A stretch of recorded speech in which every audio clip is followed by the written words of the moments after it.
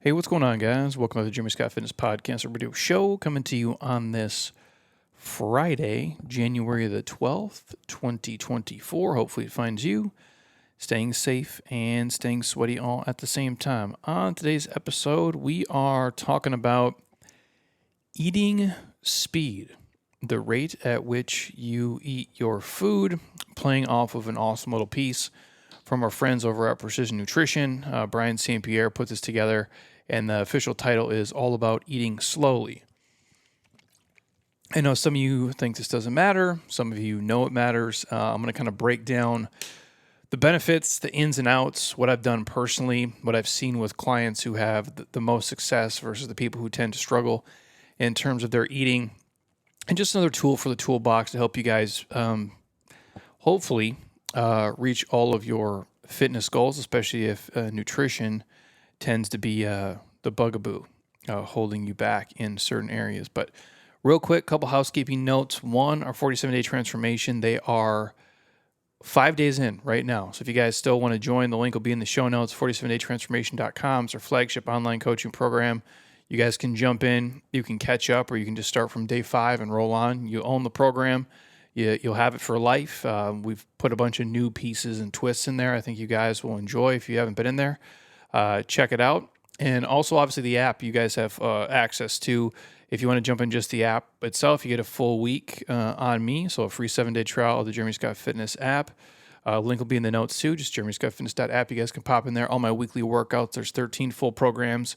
Follow along mobility flows, nutritional pieces, and then obviously weekly workouts are updated for you guys every single Sunday coming to you for the week. So a couple of pennies a day, you guys can join us and rock and roll inside of there.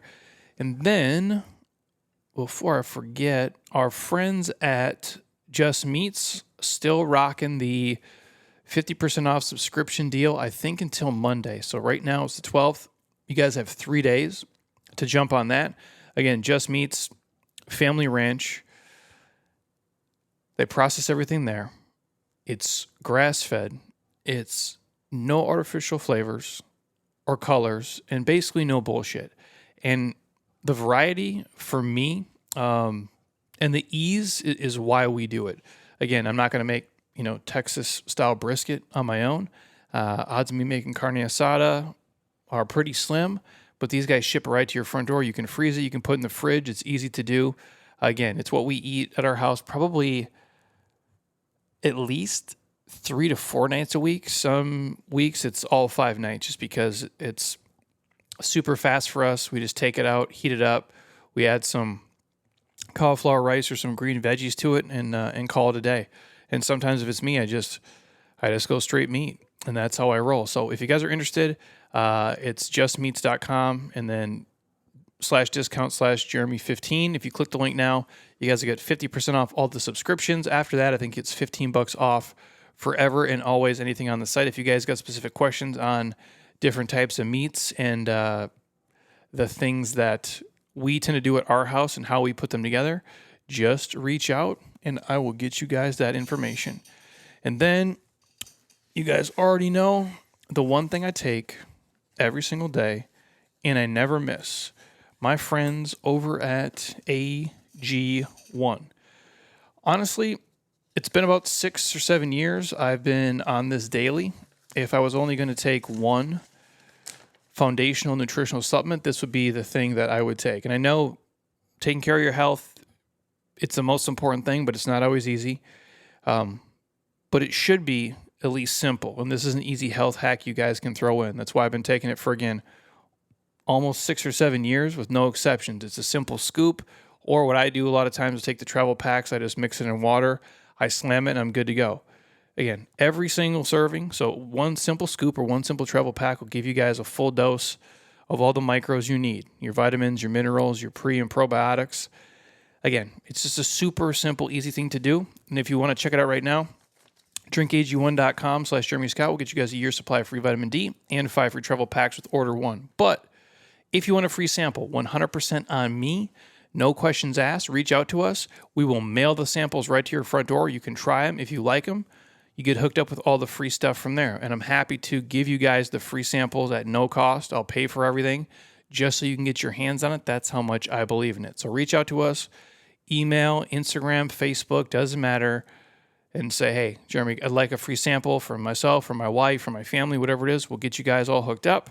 And then if you dig it, go to the link, drinkag1.com/Jeremy Scott to get the year supply of free vitamin D and the 5 free travel packs today. All the other sponsors in the show notes are friends at Dry Farm Wines, my friends at JLab Pro, where you get our protein, turmeric, collagen, and krill oils, and Sleeve Sold separately, where I get my joggers and my hoodies and most of the fitness workout stuff you see me wear. I want to make this quick today. I've had a busy day today. I've had 2 meetings, and I had a mastermind phone call with our Build Different mastermind group. Any of you guys who are looking to build your small, medium-sized business, or solopreneur, entrepreneur, or maybe moving up the corporate ladder, but you're looking for some direction, this would be the group for you. If you got a question, reach out to us. I'm happy to throw you guys in. We got an awesome group right now for Q1 that's been crushing it. And if you guys want to be added to the mix and be on board for Q2 as well, hit me up and we'll get you guys building your business, making some money, but more importantly, building an ideal life is really our focus. And so I had that call just a minute ago. I have not worked out yet. It was about 4 degrees this morning. Not really, but it was, I think, like in the 30s this morning here, which I'm from Minnesota originally, and I've hated the cold my whole life. It's like you grew up in a prison and I escaped it. And 30 here is colder than 30 there. It really is. But when the sun comes out here like it is now, it's a million times better. So I know for everybody in the Midwest, I sound super soft at this point. But right now the low is 29 today. 29 this morning. That's cold. When it's dark, it's not motivating. Now it's 55 and it's sunny. So by the time I get loose and warmed up and ready to move, I can probably actually go push a sled outside, get some vitamin D in my life, maybe even get to do some grounding in the backyard when I get home. But I'm going to try to make this fast. I share all that just to share. There's a guy in our app group, and he lives in Saskatchewan, and like no shit, the temperature he shared today was negative 38 degrees. Legitly, I think the high was negative 29 or something. His temperature was negative 38 degrees. Like, what in the actual fuck is that? Like, that just sounds awful. Like, I remember as a kid being like negative 10, and then the wind chill is this. I think his weather dial actually said like feels like negative 50 or something like that, which is just insane, which got me this week talking with some clients here in the early morning, because it's not light here until probably like 7:45, which again, it's not motivating when it's cold and dark. I get it. So you guys who get up and work out, respect. It's not easy to do. I sure as hell wouldn't want to work out in my garage when it's 29 degrees. It sounds terrible. But we're Googling the places where they only get so much sunshine per year. I forget the second like darkest place is actually in Alaska, where I think it's dark for like over 2 months in a row, where there's no sunshine. And I would really struggle, man. I've really come to learn that about myself. Not just the temperature being warmer, being a cheat code and being ideal, but the sunshine, man. It really is. It's our life source. It really is. It heals you. It gives you energy. It's a mood generator for sure. I'm in a different mood when it's dark and cold and dreary versus it being sunny. I just think it makes everything just a little bit better, or you can just deal with things a little bit easier when you're in some weather that is more appealing, should we say. But anyways, quick episode today, talking about slow eating and the benefits of slow eating for better digestion, hydration, easier weight loss and maintenance, and hopefully greater satisfaction with your meals. And if you're somebody who eats super fast, like super quick, you whoop it down like my 12-year-old puppy does right now, my 14-year-old dog, she eats so slow. We have to put her in a separate room because this puppy is just a straight psychopath, just mouths down her food in about literally 30 seconds. Doesn't matter how much you put there. And if you're a person who does that, which I've been guilty of before, and in the past, it's habitually how I would eat. Eating quickly leads to kind of poor digestion. It can lead to increased weight gain and lower satisfaction. So the message is pretty transparent. Slow down your eating to enjoy the food you actually eat and improve your overall kind of health and well-being. And so when you do slow down your food consumption, you digest better and you feel more satisfied. And if you're always rushing, your digestion and your digestive system can suffer. The meals end up being stressful to your body. So in simple, if you take anything away from today, it's just slow your eating down and enjoy the food you're eating and appreciate it, especially for somebody like me who doesn't eat, 4 or 5 times a day and find yourself like if you eat once or twice and you're just wolfing down the food real quick, it's like you waited all that time and you didn't even really get to appreciate it. And I get it, man. We're rushed, distracted, busy. Most people in America specifically, we eat fast, really fast. Rarely do we take time to kind of savor our food. And sometimes we don't even chew it properly, which I'll touch on in this episode as well. But we rush the food. We want it fast, we want it quick, and we just scarf it down. Even if you have a nutrition coach or somebody on a podcast telling you, hey, slow things down a little bit.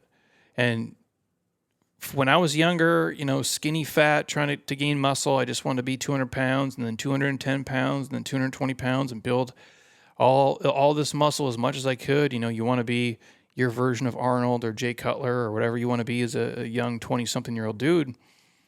I wanted to gain weight. And so eating super fast helps you do that. Shoveling food down your mouth really quick before your brain can catch up is a super simple way to cram in extra calories before your stomach and your brain even realize what the hell's going on. Now that I'm over 40, I'm just trying to be healthy and feel good and, keep as much quality muscle as I can without it costing me any mobility and pain on the back end. So I, like many of you, have had to alter things, and I've had to learn to kind of slow my eating down. And it's not always easy, but it's the only way.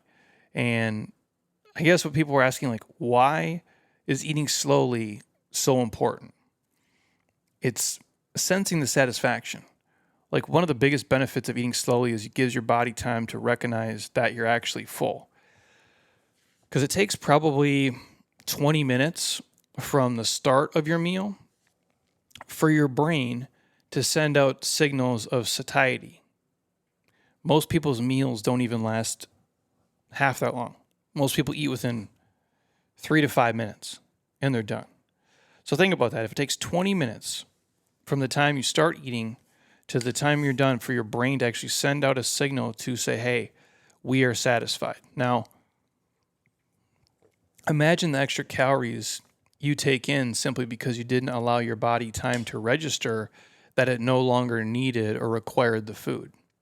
Now imagine the effect of those extra calories and what they have on your weight and on your joints and your digestive system. Eating slowly also helps you feel more satisfied, which is different than just being full, right? Like, if you really slow down and savor a meal and you pay attention to, you watch these foodies and talk about, the mouth feel and then the taste and the textures, you appreciate and you're more mindful of your bites and you leave the table feeling good, not, like the world's grossest human of all time. At least that's what I found as I've slowed my eating down in my older age. Also, I do feel there's an improved digestion. So think of digestion as this kind of chain reaction. And as soon as we smell or think about food, this is the first step, we salivate to prepare for the food that's going to come in your mouth. So step one is you smell it, you think about it, you're fantasizing about it, whatever it may be, and you start to salivate. And then step two, the saliva contains enzymes that break the food down and moistens the mouth for easier swallowing. Meanwhile, after that, the digestive steps, 3, 4, and 5, have to get ready to work. And our stomach has to start to secrete more acid. Our small intestine has to start to get ready for some peristalsis. Is that how I say that? Peristalsis. And fourth, if we rush the process, we force the GI tract to deal with stuff before it's really prepared to do so. So there's a system going on in your body. So it's take your time, chew your food. I forget the exact number. I think David Jack was on the podcast talking about you have to chew your food like 27 times or something before you swallow it. Like some wild number that was way higher than I was used to. But the point is if you're chewing your food 3 times and swallowing it, it's probably not enough. And that study at the University of Rhode Island, where the researchers examined how eating speed affected early stages of digestion, I think the number was 60 young adults they had eat a meal. And the people who ate slowly consumed 2 ounces of food per minute. The people who ate at like a medium speed consumed 2.5 ounces of food per minute. And the fast eaters consumed 3.1 ounces per minute. And they also took larger bites and chewed less before swallowing. This means not only did the fast eaters put more food in their body at a given time, but the food wasn't processed as well. Hopefully you're following along with me so far. Food is essentially landing in the fast eaters' stomachs in these big clumps that are not broken down. So again, imagine swallowing a whole piece of steak versus a finely chewed up piece of steak. Hopefully you're getting it. Like to liquefy it and to break it down just is going to require so much more. Because you have to understand the simple thing is digestion starts in your mouth. So large bites that are not chewed adequately are going to be more difficult for your stomach to turn into essentially a liquid mix of partially digested food, digestive enzymes, hydrochloric acid, and the water that passes through on its way to becoming essentially shit, like being eliminated. So food that isn't properly broken down can lead to indigestion and potential GI problems. Who really wants that? Nobody. But if we could solve some of these digestion issues and stomach issues, for some people just by slowing down, it might help you. If you tried a bunch of other things, but you notice you're wolfing your food down in 2 seconds, this might be the thing for you. And also, if you're somebody who struggles with weight and portion control, you might actually get smaller portions without trying. So a lot of the research suggests that eating slowly helps you eat less. So there's other studies that, honestly, the University of Rhode Island has done a ton of these studies, from what I can tell here. When the researchers compared the difference in food consumption between people who quickly ate lunch and slowly ate lunch, they found when eating quickly, people consumed about 646 calories in 9 minutes. When people ate slowly, they consumed 579 calories in 29 minutes. That is 67 less calories in 20 minutes. Now, what does 70 calories matter? Well, it doesn't. But if you extrapolate that out, 3 meals a day, 7 days a week, 365 days a year, those extra calories do start to add up. It has a compound effect, and it has an ROI that you don't really want. So the takeaway, just slow your food down. Again, slow eating is going to mean less food and more long satisfaction when it's all said and done.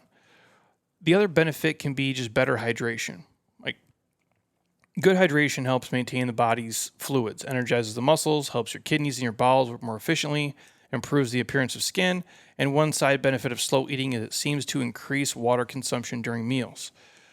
There's another study here where they basically break down the eating speed versus how much water people are taking in. And without to bore you in the details, all the research concludes that drinking more water might be a key to helping us eat less during a meal, but eating slowly with that seems to decrease hunger and leads to higher levels of satiety between meals. So what would the takeaway be? Eat slowly, drink more water, consume less food, and feel more satisfied. Win, win, win. Because we've talked about this before on here.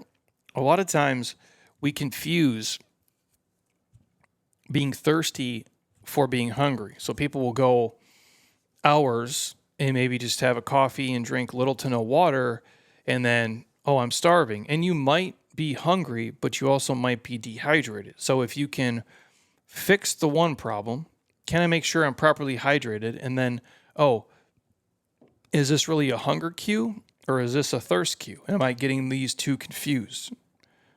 Simple takeaway for most people. I think you guys know that being hydrated is super important, but it does help with the eating.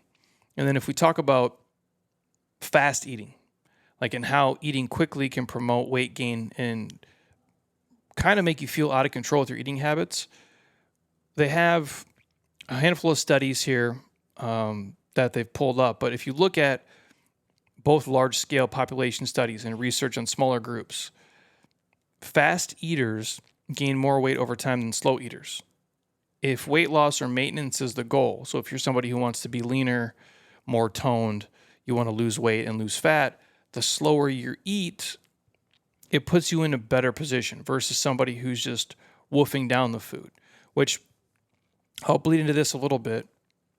Disordered eating and the eating speed. If you're somebody who's ever experienced a binge episode of eating, I've done that multiple times. So back in the day, I used to eat 2 pizzas at once, just to start, not to mention all the other stuff I would shove in my face, whether it's like a Pizookie or a half a pint of ice cream and you name it, and you go to sleep just being like this disgusting, bloated fart monster version of yourself you absolutely hate. And that's what happened on these binge episodes. And everybody knows the feeling. This super extreme, powerful urge that, you're so hangry and it takes over your body and you just want to get to the food and you want to chomp it down and swallow it as fast as humanly possible. And the research shows that one of the hallmarks of binge eating is rapid eating speed. People who tend to suffer from compulsive eating often feel out of control in their eating behavior. After a binge episode of overeating, they feel guilty, ashamed, regretful. They have what we like to call here like a eater's remorse. The good news is that if you are that person and you find yourself kind of on these binge kicks and you derail over and over and over again and you fall into these overeating episodes, you can help yourself get back in the driver's seat by simply just slowing things down. In fact, there's a technique you can use if you guys find yourself in this. When you're in the middle of the storm, right? You're in the middle of the overeating, just like shoving food in our face, and it feels overwhelming. Just try to slow down as soon as you're realizing it's happening. Now, you might not feel like you can stop right away, and that's okay. But you'll have a mindfulness around it, or at least you'll be aware of it. And most people, once they can catch themselves in the moment, they can slow themselves down. And they can get those binge urges to at least subside a little bit. It's sort of like having someone call your name, like when you're lost and you're kind of daydreaming. Imagine that. Like you're just kind of going along, you're daydreaming, you're lost in whatever thought you're in, and your husband or wife's talking to you, and all of a sudden they're like, Rick, Rick, Rick. And then all of a sudden Rick snaps out of it. It's like, oh shit. That's what it is. You're finding yourself in the moment to break out of the mold. And this simple kind of binge slowly strategy has often shifted people's attention to refocus and help them regain a simple sense of control. Now, some simple tips if you find yourself in this. One, sit down in a calm environment with minimal distractions when you eat. So if you're somebody who eats fast and quick and you're always in the rush and on the go, try not to eat while you're driving. I see people do this all the time. Don't be that person. It's not safe anyway, but just, you can slow down. Like, you can park, you can take a beat, and you can eat while you're not moving in a vehicle down the highway going 70 miles an hour. If you can help it, don't eat while you're watching TV. Don't eat while you're texting. And actually pay attention to your food. Set a timer if you can. Like, I've done this before, where I say, if I normally eat in 3 minutes, we're going to make this meal stretch out to be 15 minutes. 10 minutes, whatever it may be. If it's usually you eat in 5 minutes, make it 10. If you eat in 4 minutes, try to make it 8. Just double the time and slow yourself down. Choose high fiber foods that take more time to chew. So not like liquid shakes and drinks and things like that, but if it's obviously proteins, typically you're going to take some chewing. Beef jerky is obviously a great one. But if it's dinner time, you're talking, fresh fruits and vegetables, you're probably not swallowing asparagus whole. And again, with all eating stuff, I think we do much better with real food. We self-regulate better with real food. You're not going to find yourself, wolfing down 3 apples like you would cupcakes. It's just common sense. So again, the high fiber foods tend to take more time to chew. I would also put down your utensils if you can between bites. So take a moment, breathe. If you're eating with other people, have a conversation, be present, be there. You don't have to just chew, eat, stare at your plate. You can actually come up for air and you can talk a little bit. You'd be surprised. Also, we talked about this briefly. Try setting maybe a minimum number of chews per bite. It's going to be strange at first, and if you're somebody who's neurotic, maybe this is maybe not for you, but maybe just now when you eat normally, and if you're a fast binge eater, just see how many times you do chew. So you're like, well, Jeremy, I chewed my food 7 times. See if you can get that to 15 and see if that doesn't slow things down. If you find that you're a person who swallows these massive chunks of food that are really not broken down or digested almost at all before it starts hitting your stomach. Also, super simple things like using smaller plates. You ever try eating with your offhand? I know this sounds like really crazy. Like, Jeremy, I'm not going to do that. I go, if you are right-handed and you try to eat with your left hand, you're going to eat slower. I promise you that. Or you're somebody who's not good with chopsticks and you got to eat with chopsticks, you will be much slower. And sometimes, as simple as that sounds, it's an easy fix. And if you find yourself rushing all the time, it's okay to just realize it in the moment, slow things down, set your utensils down, and just sit away from the table for a split second. And also, the nice thing is if you have other slow eaters, you can pace yourself with them. If you're a dude like me and you tend to eat faster than like maybe your wife, Heather eats pretty fast. But if you're a guy and you eat fast as hell and your wife eats slower, I'm just calling out dudes here because we tend to be, just pigs in general. Pace yourself with her. Or if you have like super picky little kids who really want to pace yourself eating with them. Again, it's nice to have somebody else as kind of like the lead racehorse, if you will, or like they're the back of the pack to slow you down. Or again, if you have people who just talk all the time, so like super chatty dinner companions who really don't stop talking enough to take a bite, those people are ideal for you to really slow the eating down. And again, like I said, the easiest thing, just set aside time to eat, at least double what you're currently doing. In a perfect world, it'd be like 20 minutes for each meal, preferably longer at dinner if you can, and don't just eat whenever you get around to it or treat it like as it's an inconvenience. You're feeling your body, and it's important to know what's going in. It's important to savor it. It's important to spend quality time with your friends and your family, and it deserves an appointment. Just like anything else in your life, you go to the dentist or you go to the doctor, like you have an appointment. You have an appointment at dinner time too, to eat and put real high quality, good food in your mouth. So the quick takeaways, again, for you guys is 1, create a good environment, eat real food. The high fiber ones tend to make you chew a little bit more. Set a minimum number of bites per chew, and then just set a certain amount of time that you're willing to invest into dinner. That's important. And this is a quick note here that I stumbled on. The first McDonald's drive-thru was created in 1975 to serve soldiers who weren't allowed to get out of their cars while wearing their fatigues.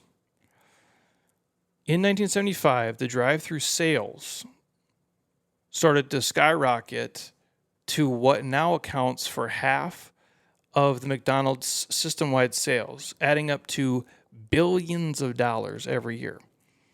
And you can bet most of those customers are not on-duty soldiers. So think about it. Look what we've done in America in terms of how we consume food and what it has done to us, right? Like, I'm not against drive-thrus. I'm not against people eating fast food. You guys do what you like. You're grown adults. You spend your money where you think it's important. But if you look at all the fitness coaches, all the nutrition coaches, all the health coaches, all the articles, all the podcasts, all the information that we're putting out like this, yet we're the biggest and the sickest and the unhealthiest we've ever been. Yet we have more information about this than there's ever been before. But we've just created a world where things are so fast and they're so sped up and there's so much stress and we have so many responsibilities. We don't even take time to slow down and eat our food properly. Where people are running through drive-thrus multiple times per day, wolfing stuff down as we drive to work, and not even giving it a thought of how we just smashed, 1,000 calories first thing in the morning. Or we went through lunch and we ate 1,700 calories in a drive-thru real quick, and it took you 3 minutes to eat. And you enjoyed it for maybe 2 seconds, but did you really? And if you think about it this way, it's like when you eat stuff super fast and super quick that's highly processed and not really nutrient dense, but it's calorie dense, you're enjoying the brief moments of eating. So the 3 to 4 minutes it took you to eat the food, you probably enjoy. But the time in between, you kind of feel like shit. What you want to do is flip that around. You might not like eating, apples as much as you like eating cupcakes, or you don't maybe like eating chicken breasts as much as you like eating pizza, but you feel better in the time in between versus the time eating it. And the time in between, my friends, is where you live your life.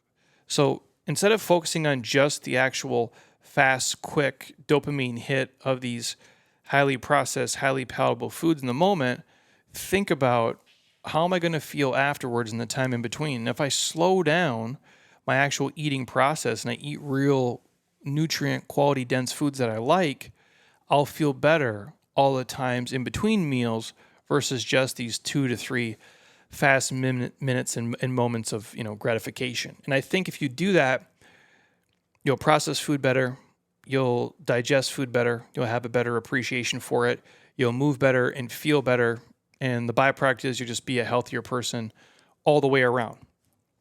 So again, nothing super new here, nothing earth-shattering, just a simple message. If you find yourself really struggling with portion control, struggling with food control, and you go on these crazy binges, what I would say is focus on eating real food, make sure you're properly hydrated, slow things down, don't eat things when you're driving in a rush and on the go. Really be mindful of the bites of food you're making. And again, you're not going to be perfect. You can't do this 100% of the time, but do it most of the time. If you do this most of the time, I think it will help a lot of you if this is something that you struggle with.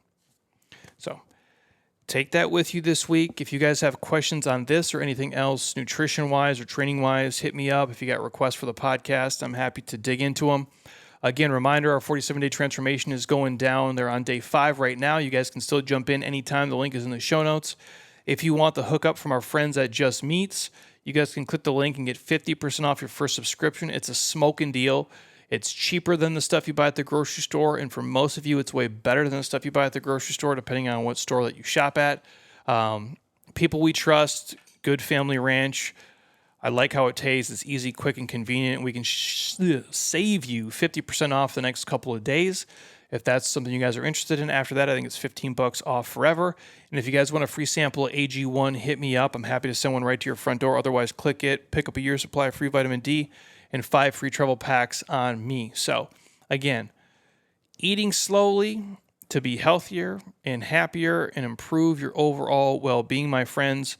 Simple things that we don't really talk about often, and we probably inherently know, but nobody is teaching us. And it's something that a lot of you can implement into your life to just be a little bit healthier as we kick off 2024. So thank you guys. As always, I'll probably pop on. If it's not Sunday, it'll be probably next week. And then we got some fun people coming on the pipe here as we get into late January, early February. But if you want to hear from somebody, I may have somebody else back on or a new person or whatever request you have, shoot it in to us and we will get to it. If you're on Apple Podcasts, drop it a 5-star, leave a comment. I truly would appreciate it. If you're on Spotify, drop us a 5-star there. We appreciate all the support, you guys. And until next time, eat well, train hard, be nice to people, and please, you guys, keep doing shit you love with people you enjoy because your life is too short not to. I'll talk to you soon. Peace.